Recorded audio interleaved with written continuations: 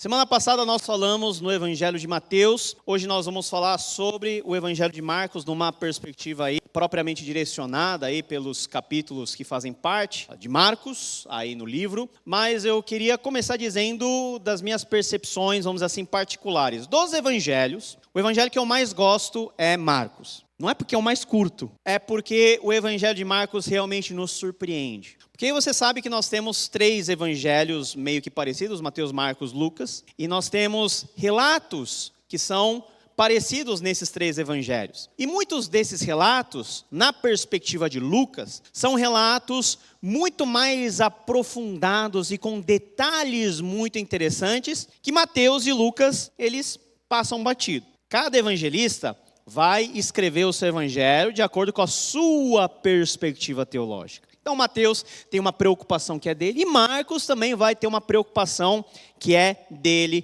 também. Embora o nome de Marcos seja Marcos, o nome completo de Marcos é João Marcos. Então ele era hebreu também, judeu. Dentre os 4 evangelistas, só Lucas é considerado um escritor gentil, que não era judeu. E o evangelho de Marcos, ele foi o primeiro evangelho a ser escrito. Na virada da década de 50 para 60, depois de Cristo. Foi o primeiro. Muito provavelmente serviu também de base para o trabalho posterior de Mateus e de Lucas. Basta ver a comparação dos trechos semelhantes e como Mateus e Lucas abreviam um pouquinho o relato original de Marcos. Mas Marcos tem uma perspectiva que é surpreendente com relação à visão de Jesus. Mateus apresenta Jesus como Messias de Israel, como Rei de Israel. Marcos também vai apresentar Jesus nessa mesma perspectiva, mas com um toque muito peculiar, que é descrever Jesus como alguém que veio para sofrer, como servo sofredor. Nessa perspectiva, existem estudos muito interessantes de comparar, por exemplo, Marcos com o profeta Isaías, com o livro do profeta Isaías. Porque o Isaías fala sobre a questão do Messias e sobre a perspectiva do Messias ser um sofredor. Marcos segue essa direção e não é à toa que Marcos e Isaías têm paralelos muito, muito legais. E hoje nós vamos nos concentrar no capítulo que se chama O Chamado de Jesus para Carregar a Cruz. Nós vamos entender que Jesus, ele para nos salvar, ele para desempenhar o seu papel real, ele vem numa forma diferente da qual nós estamos acostumados quando nós imaginamos a figura de um rei. Quando nós imaginamos a figura de um rei, de alguém vitorioso, de um general, nós geralmente não associamos com o sofrimento, mas sim com o aspecto triunfal, vitorioso, força, poder. É justamente aquilo que Jesus tem, mas ele demonstra a sua autoridade de forma diferente. E não somente isso, mas nós temos aqui um convite direto do discipulado, que é nós também tomarmos a nossa cruz e seguirmos Jesus. Marcos aqui, ele vai nos apresentar a figura de um Messias, ou seja, quando nós falamos de Messias, nós estamos falando naquela pessoa que foi predita no Antigo Testamento, o escolhido de Deus para salvar o povo de Deus e trazer restauração ao mundo. Esse Messias é um Messias sofredor, tá? Jesus, ele é retratado como alguém que veio para sofrer e sacrificar-se pelos outros, em vez de se apresentar como um líder triunfante e poderoso. Então veja como o modelo de liderança de Jesus é um modelo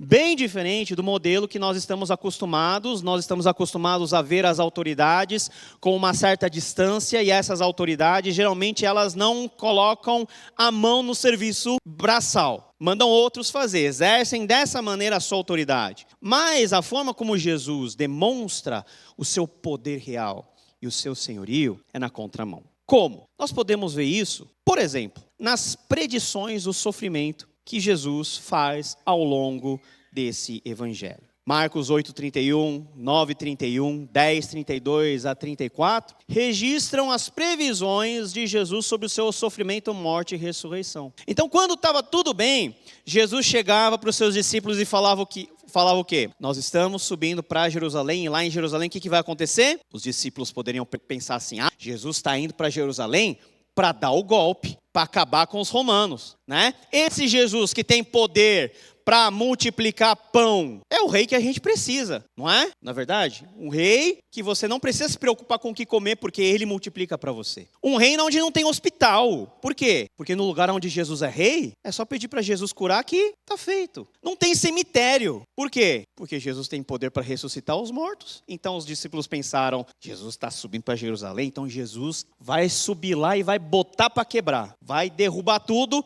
e vai trazer, enfim, o reino tão sonhado, prometido a Davi. Vai trazer o cumprimento àquilo que Deus prometeu a Abraão, lá em Gênesis 12. Mas quando Jesus chega e fala, nós vamos subir para Jerusalém, mas o Filho do Homem vai ser preso, torturado, morto. O pessoal ficou assustado. Veja só, 8:31. Então ele começou a ensinar-lhes que era necessário que o Filho do Homem sofresse muitas coisas e fosse rejeitado pelos líderes religiosos, pelos chefes dos sacerdotes e pelos mestres da lei. Como que alguém que é rejeitado pela liderança mais importante do povo pode assumir um papel real? E ele continua dizendo que ele seria morto e 3 dias depois ele ressuscitaria. 9:31. O Filho do Homem está para ser entregue nas mãos dos homens. Eles o matarão e 3 dias depois ele ressuscitará. 10:33-34. Estamos subindo para Jerusalém e o Filho do Homem será entregue aos chefes dos sacerdotes e aos mestres da lei. Eles o condenarão à morte e o entregarão aos gentios que zombarão dele, cuspirão nele, o aceitarão e o matarão. Como assim? Agora eu não entendi, Jesus. O Senhor veio para ser o Salvador, o Messias. Nós estamos esperando isso. Agora o Senhor está dizendo que no momento mais importante,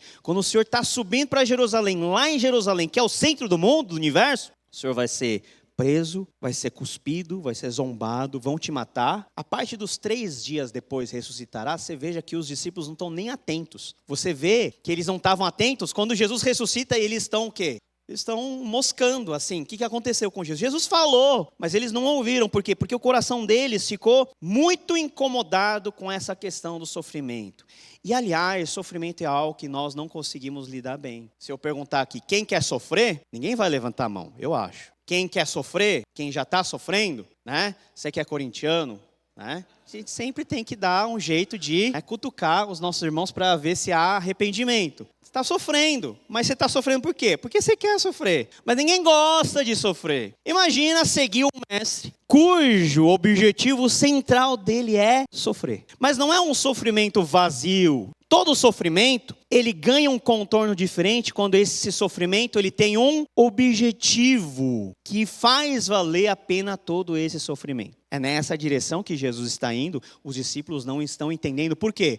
Porque eles não têm a mesma mente de Jesus. Eles estão lá, dentro das limitações dele, tentando ver em Jesus alguma coisa, mas Jesus é um cara tão diferente, que apresenta perspectivas tão diferentes como a do sofrimento. Jesus conhece o sofrimento. Por isso que Jesus se identifica com o nosso sofrimento. Jesus não fica impressionado quando você está sofrendo por qualquer coisa. Jesus sabe. E o sofrimento é algo tão importante e tão intrínseco à vida cristã, que o reformador João Calvino, ele falou muito sobre sofrimento. Ele fala no papel do sofrimento na nossa redenção. Ou seja, nós só somos salvos porque alguém teve que sofrer no nosso lugar. Ele acreditava que a morte de Jesus na cruz era um sacrifício necessário e suficiente para a expiação dos pecados da humanidade. Calvino enfatizava a soberania de Deus e a eleição dos salvos, acreditando que o sofrimento de Jesus era parte do plano divino. Na pregação lá de Pentecostes, Pedro vai dizer que Deus designou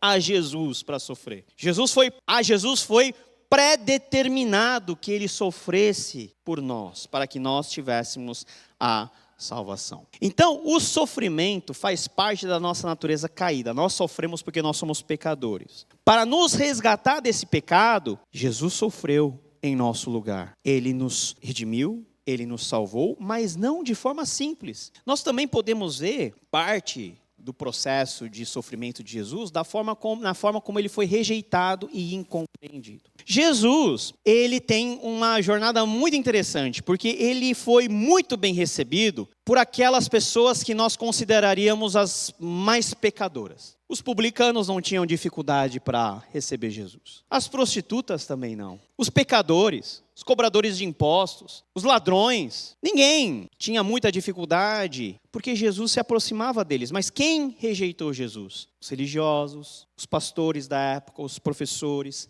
até a sua própria família. Jesus foi rejeitado pelos seus irmãos, não foi compreendido pela sua mãe. Em Marcos 6, 1-6, você pode ler depois, vemos como Jesus foi rejeitado em sua própria cidade, pela sua própria família. Ele enfrentou a incompreensão e oposição, mostrando um aspecto do sofrimento que o Messias tinha que sofrer. Gente, isso torna Jesus muito humano. Nós contemplamos Jesus no seu aspecto e na sua pessoa divina, mas nós não podemos dissociar a pessoa divina de Jesus da sua pessoa humana, porque Jesus, ao mesmo tempo que ele é divino, ele também é plenamente humano. Se ele é plenamente humano, ele se identifica com tudo aquilo que nós, como seres humanos, sofremos, sentimos: sofrimento, rejeição e incompreensão. Olha só, de onde lhe vêm essas coisas? Perguntaram eles. Que sabedoria é essa que lhe foi dada? Esses milagres que ele faz? Não é este o carpinteiro, filho de Maria, irmão de Tiago, José, Judas e Simão? Não estão conosco aqui suas irmãs? E ficavam escandalizados por ele. Então, olha só que engraçado. Ao invés de olhar para o que Jesus estava fazendo, os milagres, e enxergar em Jesus realmente alguém com autoridade, o que os religiosos e o que a população do povoado de Jesus estava olhando? Para a família de Jesus.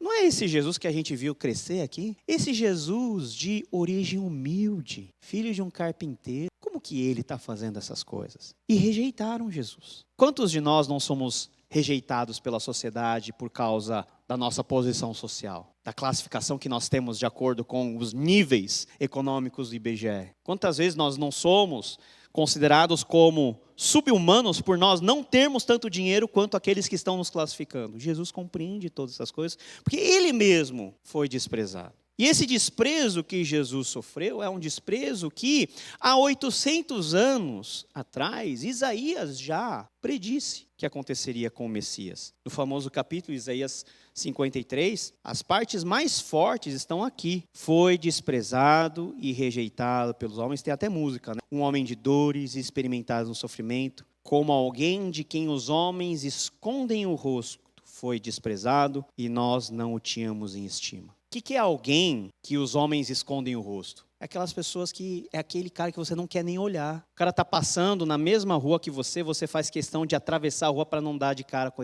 essa pessoa. Esse é o tamanho do desprezo que Jesus ele sofreu. E é nessa linguagem, nessa perspectiva, que Marcos vai nos apresentar esse Jesus de forma surpreendente, de uma forma que nós não estamos tão acostumados assim. Outra forma de Marcos expressar e falar sobre a vida de Jesus é falar do seu sacrifício e serviço. Veja só, Jesus ele veio como rei. Jesus ele é o rei dos reis e senhor dos senhores. Mas não é um rei que exerce a sua autoridade de forma tirânica. Não é um rei que dá carteirada. Não é um rei que, usurpando-se da sua autoridade, é injusto com outras pessoas para benefício próprio. É um rei que ensina que a verdadeira liderança, ela é conquistada por meio do sacrifício e do serviço. Marcos 10:45 destaca a missão de Jesus como sendo de serviço e sacrifício, exemplificando a ideia do Messias que veio para servir e dar a sua vida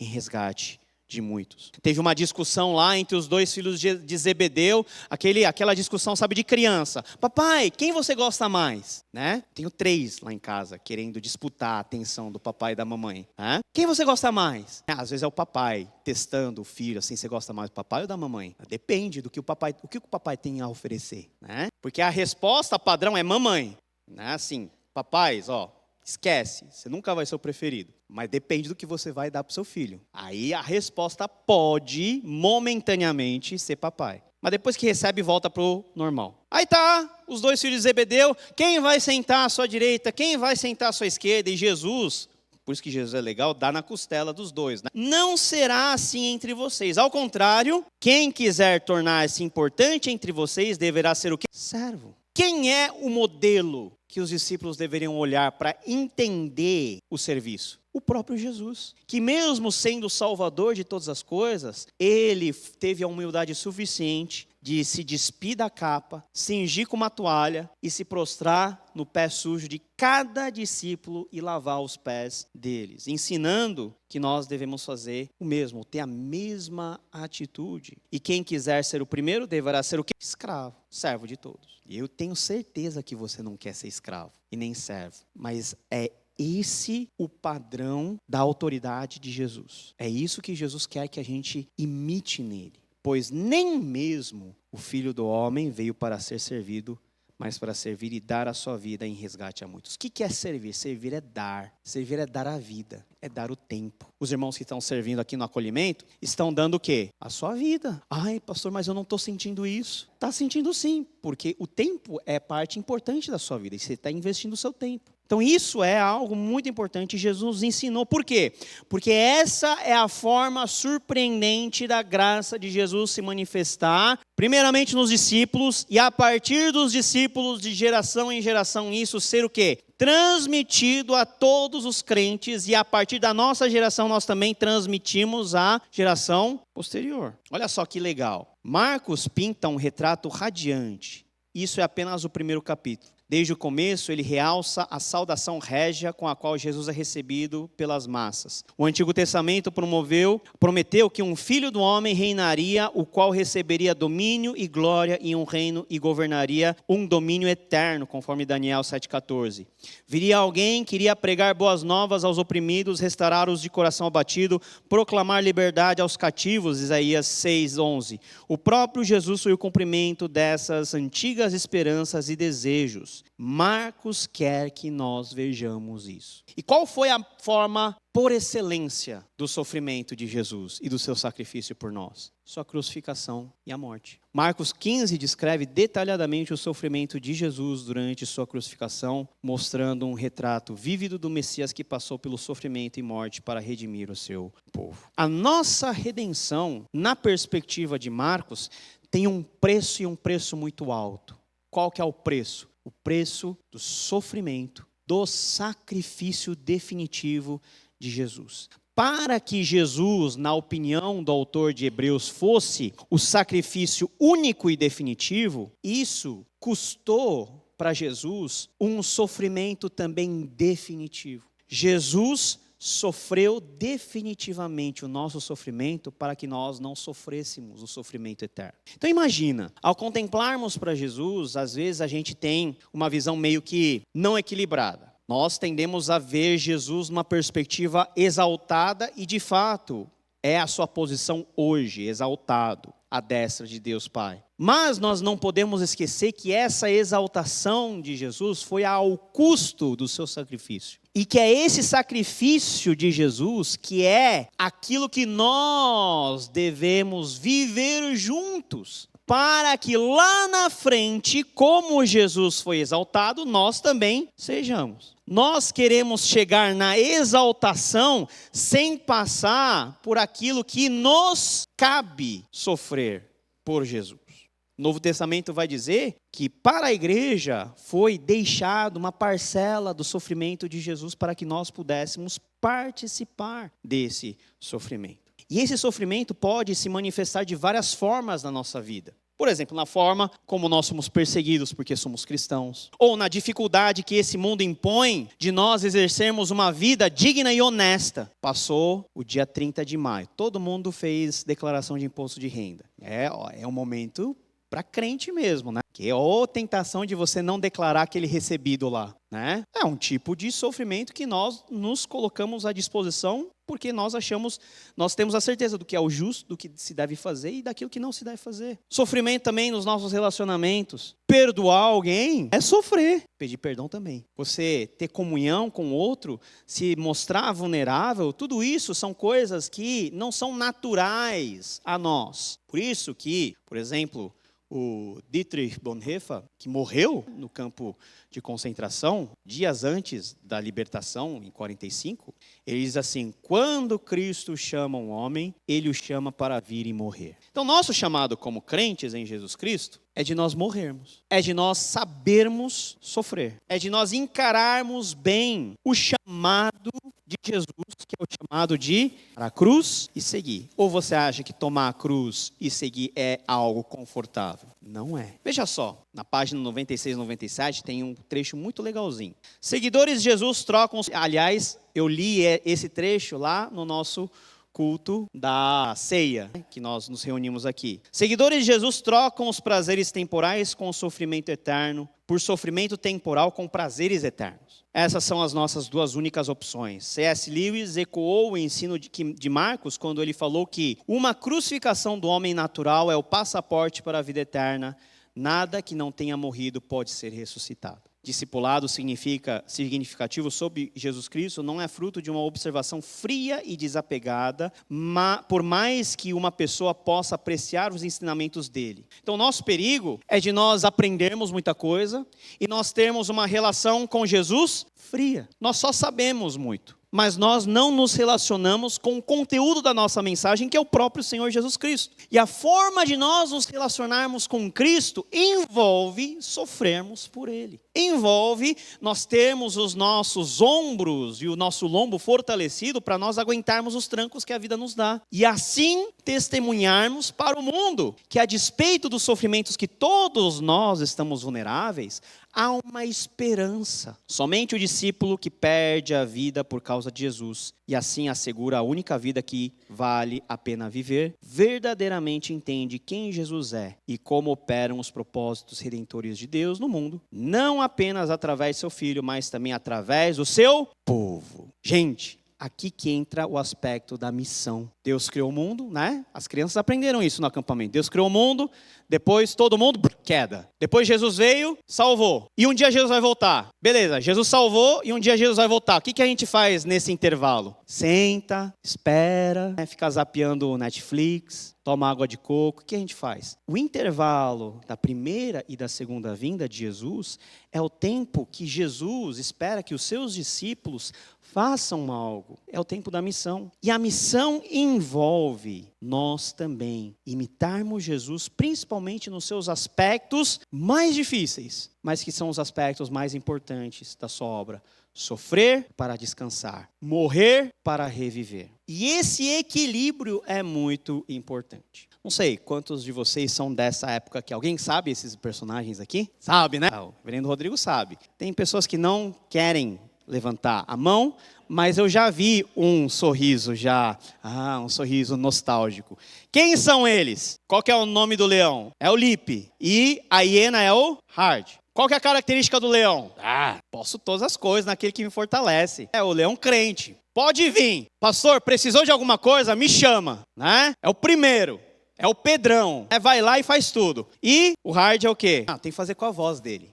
Você fez, né? Quer vir fazer aqui na frente? Ó céus, ó vida, ó mar. É sempre aquele negócio, sabe, para baixo. Tem pessoas assim, né? Você tá até bem. Encontra com uma pessoa, com uma hiena desse jeito, você cai em depressão, porque é tudo muito negativo. É bom ser de um jeito ou bom ser de outro? Nem tanto pro lado extremamente otimista e nem tanto pro lado extremamente pessimista, né? Eu achei esse exemplo muito mais legal do que o exemplo que o próprio autor dá no livro, né? Primeiro ele fala do ursinho Puff. Enfatiza a queda e negligencia a redenção. Enfatiza a crucificação e negligencia a ressurreição.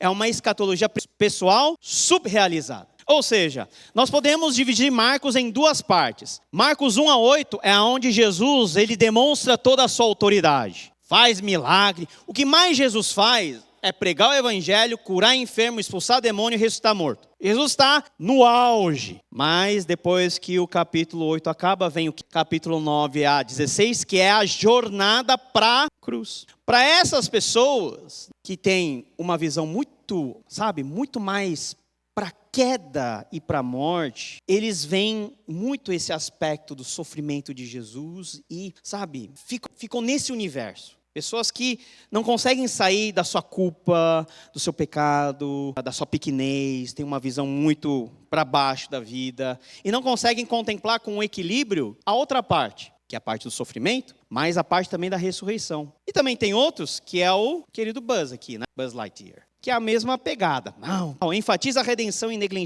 negligencia a queda, enfatiza a ressurreição e negligencia a crucificação. É uma escatologia pessoal hiperrealizada. Então, o chamado para nós, cristãos, é que essa balança, em cujos pratos nós podemos dividir Marcos em duas partes, possa ser uma balança equilibrada, em que os aspectos da redenção e da queda, da vida e da morte, possam encontrar um ponto de equilíbrio. Não é à toa que o Herman Bavinck vai dizer o seguinte: cruz e coroa, morte e ressurreição, humilhação e exaltação estão o quê? Na mesma linha. Faz parte de um mesmo processo. Nós não podemos ter uma visão nem tão triunfalista sobre a vida e nem tampouco uma visão derrotada, mas uma visão real daquilo que em nós Deus fez por meio de Jesus Cristo, na sua vinda, na sua morte e na sua ressurreição, e de como nós fazemos parte desse drama inteiro, dessa narrativa inteira,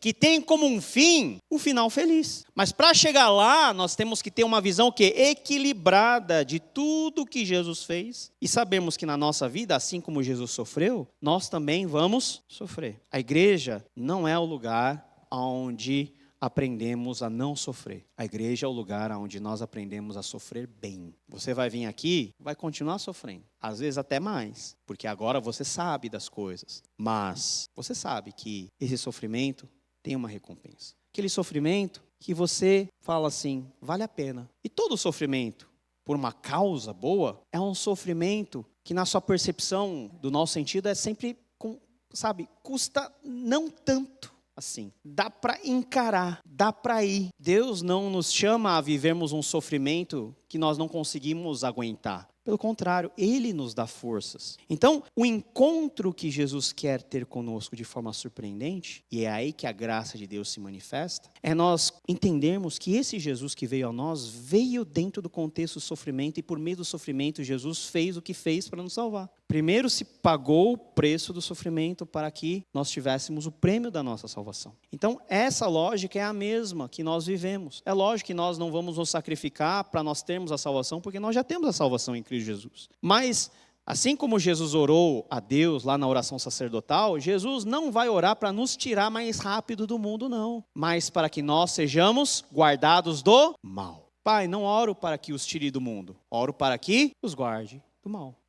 Então, aqueles perrengues que você passa na vida, vai passar, vai continuar passando. Olha que legal, para você começar segunda-feira bem, né? Boleto para pagar, cliente chato para ligar, é a sua cruz. Agora, a gente tem que tomar a cruz e carregar com valentia. Gente, não se desanime diante do sofrimento. Jesus sofreu por mim, Jesus sofreu por você, e nós também, fortalecidos pelo Espírito Santo. A gente tem toda a condição de olhar de frente para o sofrimento e encarar. Se não dá para fugir, porque às vezes é bom fugir, mas se não tiver como fugir, vai e encara.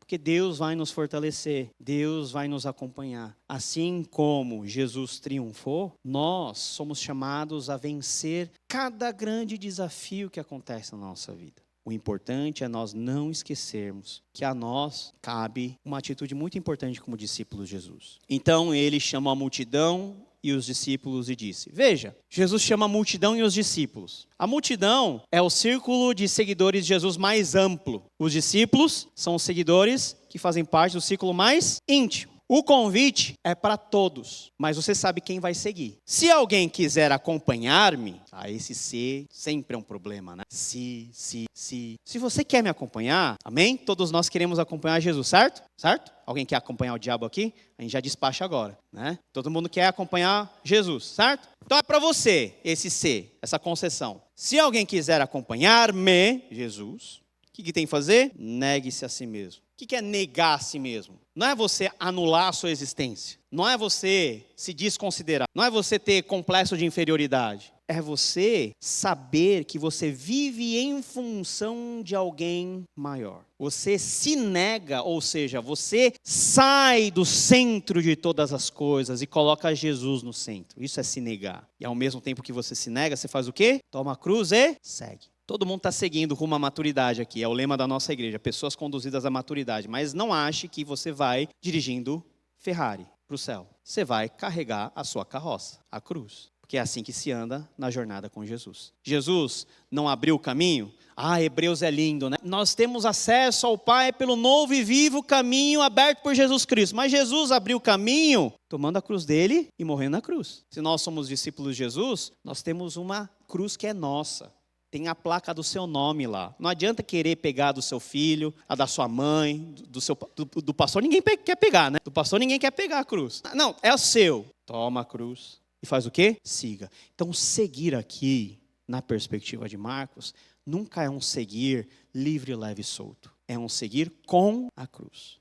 E a cruz significa o quê? Morte. Você está se negando. Você está carregando algo que não é necessariamente seu no sentido de, isso me pertence. Não, Jesus te deu a cruz para carregar. Pois quem quiser salvar a sua vida, a perderá. Mas quem perder a sua vida por minha causa e pelo evangelho, a salvará. Como que a gente perde a vida por Jesus? Não é dando o nosso corpo para ser morto. Às vezes, isso é necessário. Mas às vezes, tá? Mas você perde a sua vida quando você investe a sua vida nas coisas do reino, nas coisas de Deus. Quando você deixa de ter aquele conforto para fazer algo que é importante para o reino. Quando você investe seu tempo, sua dedicação em coisas que você sabe que Deus vai ser glorificado. Por minha causa e pelo evangelho. Pois, que adianta o homem ganhar o mundo inteiro e perder a sua alma? Ou o que o homem poderia dar em troca da sua alma? Ou seja, existem coisas fundamentais, muito mais importantes na nossa vida, que muitas vezes é nos momentos de sofrimento e de dor que cai a ficha e a gente entende o que é realmente importante para a gente. Se alguém se envergonhar de mim e das minhas palavras nessa geração adúltera e pecadora, o Filho do Homem se envergonhará dele quando vier na glória de seu Pai com os santos anjos. A forma de honrar a Deus é por meio desse seguir sofredor. Então, meus queridos, sinto informar-vos do óbvio, que é o seguinte: o nosso seguir é recheado de sofrimento. E os momentos de alegria são apenas pitadas esporádicas. Porque se a gente viver sem preocupação e alegria toda essa vida, a gente não aguenta. Não existe isso, até por causa da nossa natureza pecaminosa e do mundo caído que nós vivemos. Então, faz parte. Então, é muito mais fácil você conviver com o sofrimento quando você reconhece que ele existe e que ele é algo que é presente na sua vida. A ausência de sofrimento só quando nós chegarmos no nosso destino. Lá, sim, não vai ter mais sofrimento. Lá, sim, vai ter só coisa boa. Lá, sim, não vai ter mais lágrima. Mas até chegarmos lá, a gente vai ter que verter muita lágrima ainda. Você está preparado no coração para verter essas lágrimas e permanecer fiel a Deus? Porque é aí que está a maturidade. Você pega uma criança e coloca a criança numa pressão. Você faz aquele terrorismo com a criança. Se você não limpar a casa, toda a casa, você não vai ganhar um bombom. E a criança fica desesperada. Como que eu vou limpar toda a casa? E ela espana, né? Ela cai no choro. É coisa de criança. Por quê? Porque ela não está ainda preparada. Pelo menos as minhas não estão. Não estão preparadas ainda para tamanho desafio na vida, que é limpar a casa. Mas a maturidade vai ensinar o quê? Que existe travesseiro no lugar, cobertor dobradinho. Não é porque aquilo se dobrou automaticamente. Depois que você casa, você entende essa dinâmica, né? A roupa está passadinha, não é porque a roupa saiu da secadora e deu um duplo carpado e caiu lá na gaveta. Nada disso. Alguém teve que pagar o preço. E a vida adulta nos ensina o quê? A levarmos de boa esses desafios. Que para uns é um sofrimento, sim, insuportável. Mas para quem já está crescendo, é algo que dá para fazer. Essa é a visão do sofrimento que Jesus nos ensina a ter. E esse é o tipo de discipulado que, na verdade, Jesus nos convida a andar. Não é um discipulado sem custo, é custoso. mas o fim você sabe que é um fim glorioso. E se hoje nós sofremos, um dia nós seremos glorificados, nós seremos honrados. Nós sentaremos à mesa com Jesus. Até chegar lá, nosso desafio como igreja metropolitana é da gente se apoiar um no outro e sofrer junto. Chorar junto, rir junto, andar junto. Saber que se alguém quiser seguir Jesus, tem que negar a si mesmo, tomar sua cruz e siga-me, assim como Jesus fez. Então, por que a graça surpreendente aqui? Porque você não espera que Jesus faça isso. Você espera que Jesus aperte o botão e tudo se resolva. Mas se nem na sua vida isso acontece, há um custo. E a maturidade nos ensina a pagarmos bem esse custo, a convivermos relativamente bem com os desafios que nós temos à frente. Semana que vem nós vamos falar no Evangelho de Lucas, numa nova perspectiva, uma outra perspectiva, e a gente vai caminhar para o final desse semestre. Então, a minha oração é que Deus possa nos capacitar a imitarmos o exemplo de Jesus, como um fiel sofredor. Fiel no sentido fiel da palavra, tá? Não no outro. Fiel sofredor com Jesus. Certo? Vamos orar mais uma vez? Senhor Jesus, muito obrigado porque o Senhor sofreu por nós. Obrigado porque, na verdade, o Senhor fez tudo por nós. O trabalho mais difícil foi o Senhor que fez. A milha mais difícil foi o Senhor que andou. O sacrifício mais custoso foi o Senhor que fez. E por isso nós podemos seguir por essa jornada atrás do Senhor, tomando a nossa cruz e seguindo fielmente ao Senhor. Nos ajuda para que essa jornada não seja uma jornada tão penosa que nós não possamos aguentar. Mas embora penosa, uma jornada de transformação, uma jornada de alegria, uma jornada de fidelidade. É o que nós te pedimos, em nome de Jesus. Amém.